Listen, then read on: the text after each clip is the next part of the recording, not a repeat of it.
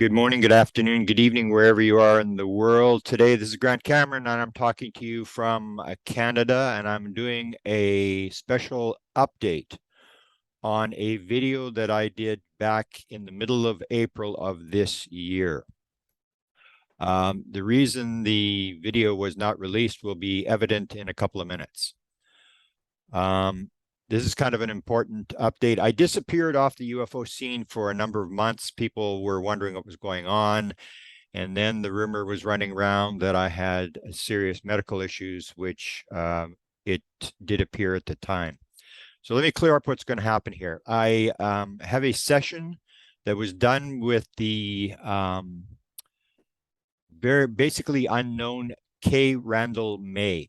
Cay Randall May is a medical intuitive. She lives in Phoenix, Arizona. She has become famous to me because she was part of a phone call that was done with Dr. Kit Green, who was the former CIA monitor for the remote viewing program in the early 1970s. He's been in the paranormal field, associated with the CIA and associated with the university his whole life.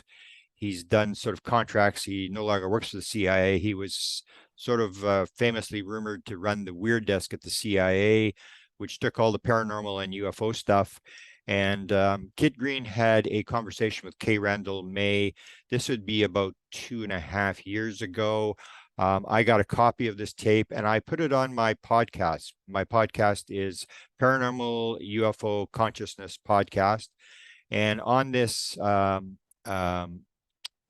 video or audio that I released, he's talking to her about UFOs, about who are we dealing with. She's talking about portals off the coast of California, dimensional stuff, absolutely fascinating material. And then what happened was a group that I named now I'm going to forget what I called them. The as a group of researchers, young researchers, actually figured out who she was, and that's when I found out it was Cay Randall May. I started looking her up, and I got to call her in April because on the tape, on the Kit Green tape, he talks about the fact that she's talking about UFO stuff, and he said, "I really don't know how accurate the UFO stuff is. There's really no way I can check it." But he said, I know her medical stuff, and Kit Green is a physiologist. And he said, I know that her medical stuff is, and I've checked it, is between 95 and 100% accurate. So what happens is this. Now, here's the setup. So I hire her for a session, for a medical intuitive session in the middle of April. What happens is I've had problems with my shoulder for hang on, my assistant Desta is phoning here. I gotta turn her off here.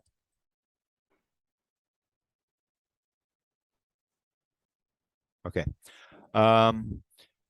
So back in March, I had gone to what was called the Pan Am Clinic. It's a sports clinic here in Winnipeg. I've always had trouble with my shoulder for the last 5 years and 6 years, I guess. And I went there, and you have to be there. It's a lineup, starts early in the morning, and I basically got up.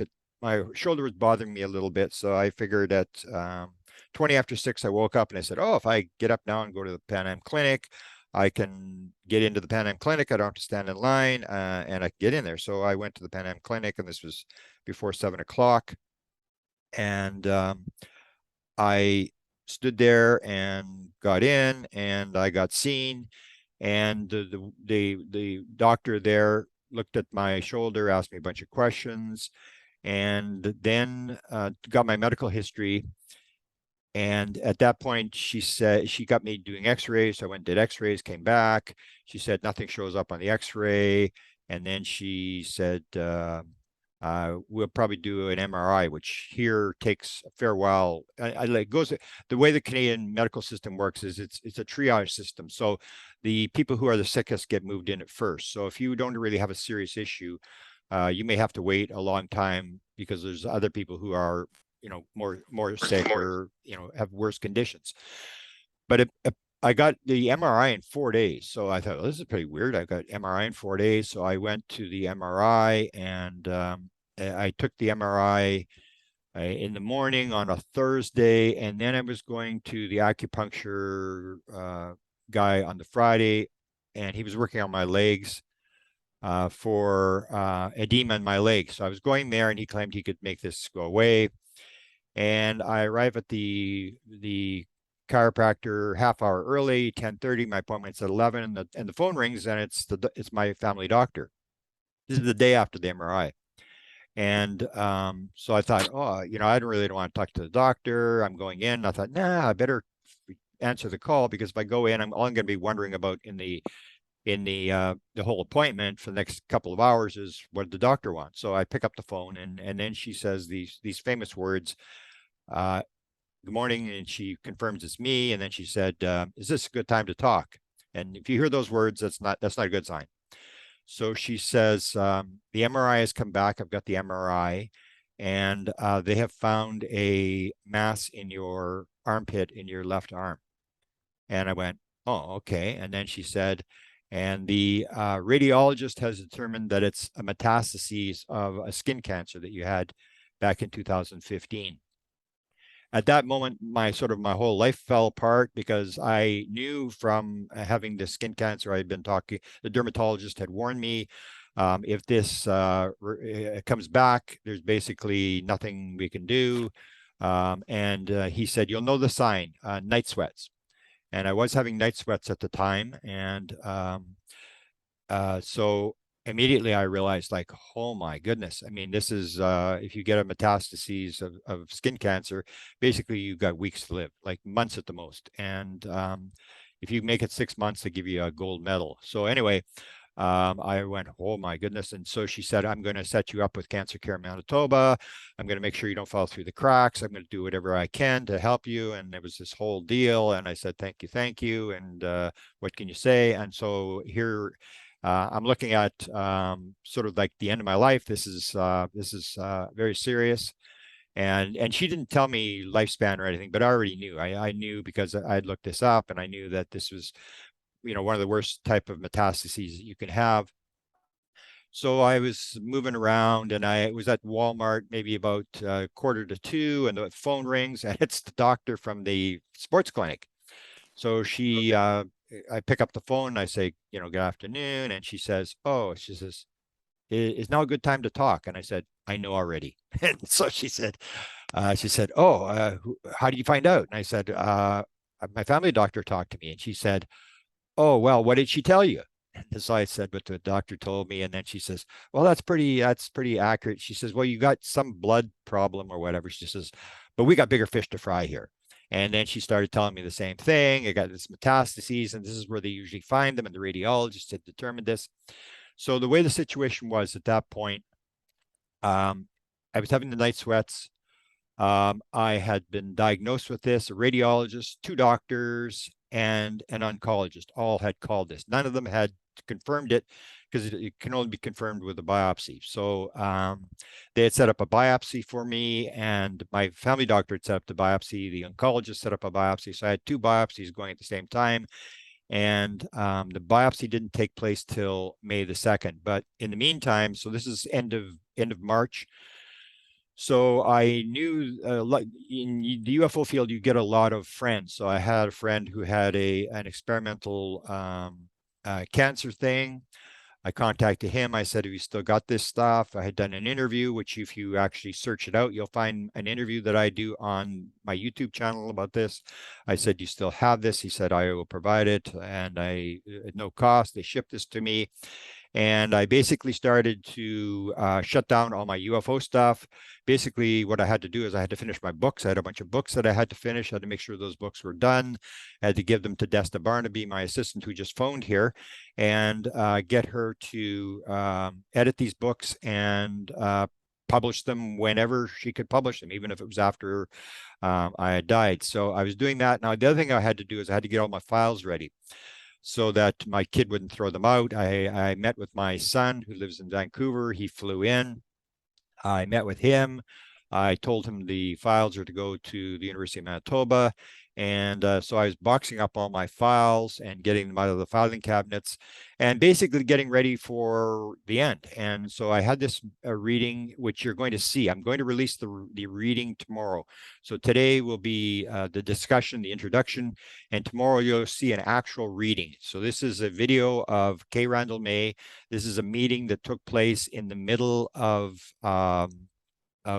April, 2 weeks after I was diagnosed with this, what they believed was a metastases deep inside my left armpit. And so just to give you a background on what happened, we had all these different things. The biopsy failed. They kept hitting the nerve.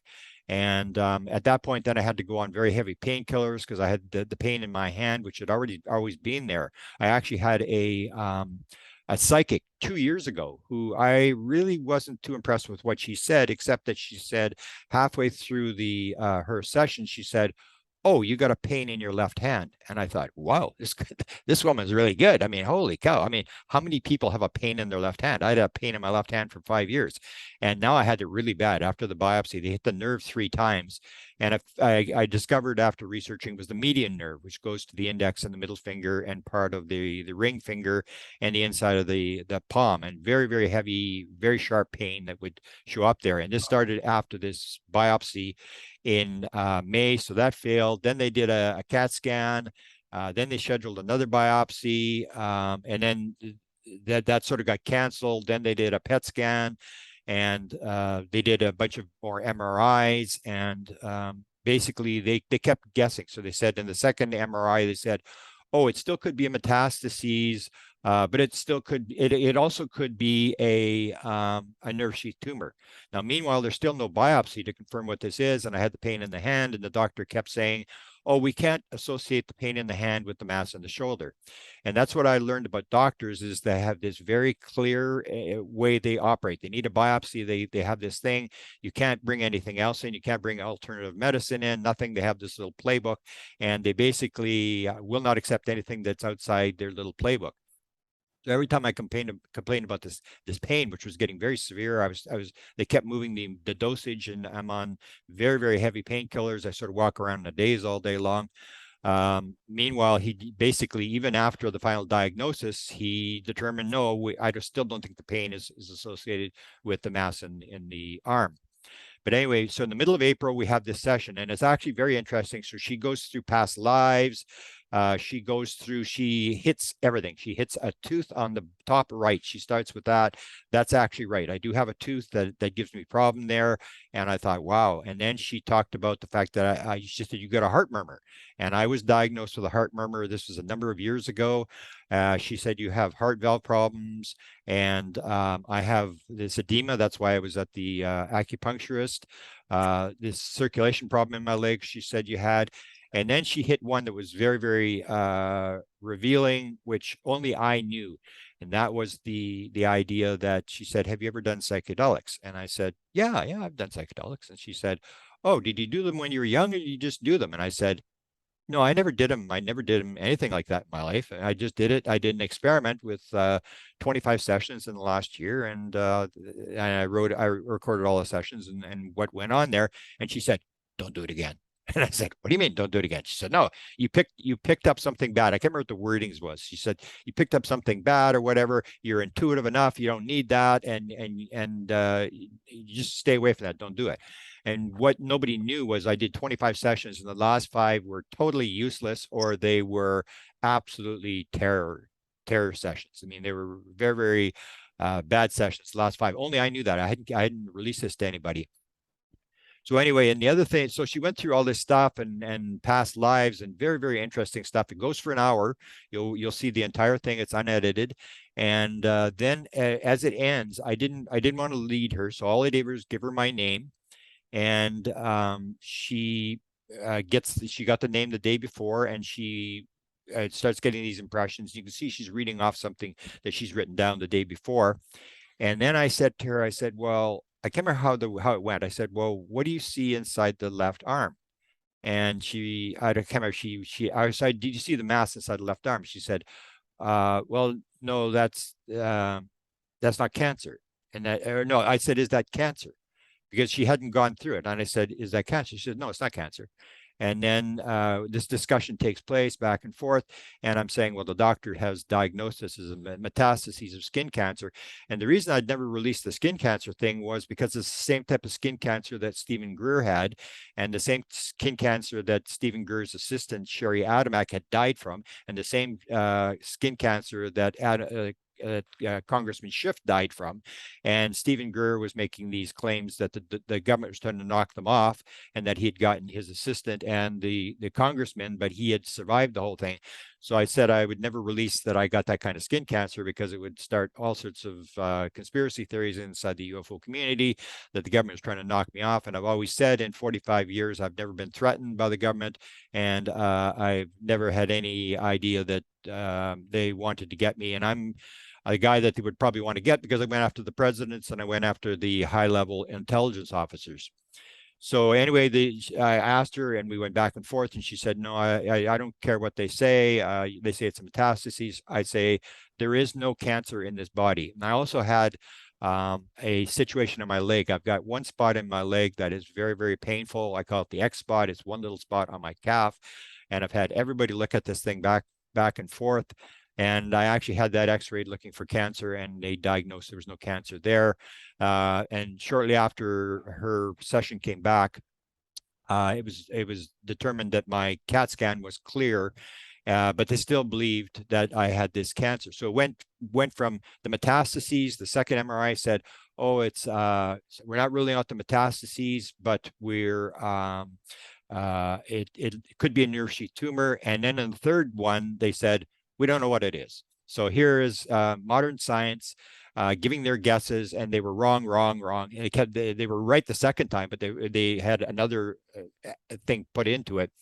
And so you have three diagnoses, and the one with the hand, they're wrong on that one too, because it definitely is part of the whole thing. It's a nerve sheath tumor on the median nerve, and the plastic surgeon who's going to do the operation actually confirmed. You must have done some research, because I could identify exactly where the pain was and why this guy kept hitting the nerve. He was inside the mass, and so of course the nerve is in the middle of the mass, and that's what he said.